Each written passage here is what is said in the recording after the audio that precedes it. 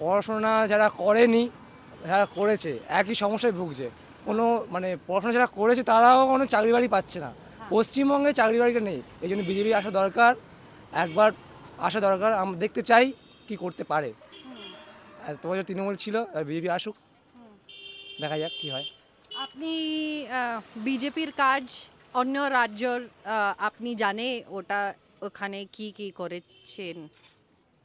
অন্য রাজ্যে তো মানে আমরা এখান থেকে গুজরাট আছে, ইউপি আছে, তো কি রকম কাজ আমরা করেছে? এখান থেকে আমরা মানে 6 মাস 7 মাস এই জন্য কাজ উড়িষ্যাতে কাজে যাই, ঠিক আছে।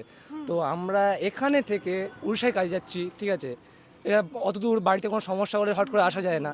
যদি বিজেপি আসার পরে এখানে কোনো কাজবাজ হয়ে যায় তো এটা সব থেকে সুবিধা।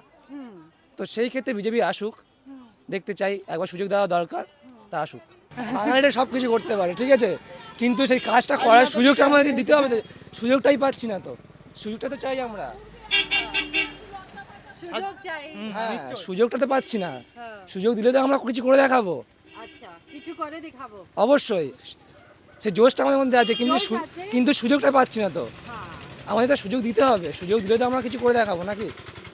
যদি আমরা এখানে কিছু, অনেক ছেলে এখান থেকে বাইরে কাজে যাচ্ছে, সেখানে তারা কিছু করছে, এখানকার নাম হচ্ছে না তো, বাইরের নামই হচ্ছে তো।